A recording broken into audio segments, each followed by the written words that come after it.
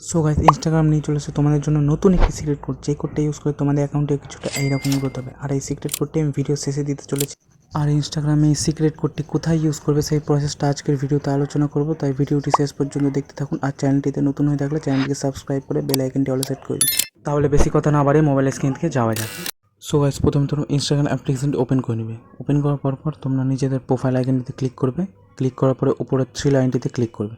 Click করার পর নিচের দিকে স্ক্রল করবে, আর একটু স্ক্রল করবে, লেখা থাকবে সাজেস্টেড কন্টেন্ট, এখানটাতে ক্লিক করে নেবে। ক্লিক করার পরে স্পেসিফিক ওয়ার্ডস অ্যান্ড ফ্রেজেস এই জায়গাটাতে ক্লিক করে নেবে। ক্লিক করার পরে তোমরা এখানেই সেই সিক্রেট কোডটি পেস্ট করে ডান করে দিবে। তাহলে তোমাদের এখানকার কাজ ক্লিয়ার। তারপর থেকে যখনই রিলস আপলোড করবে এই হ্যাশট্যাগসের নিচে এই সিক্রেট কোডটি দিয়ে রিলসটাকে শেয়ার করে দিবে। তারপর তোমাদের রিলসের এঙ্গেজমেন্টটা দেখবে।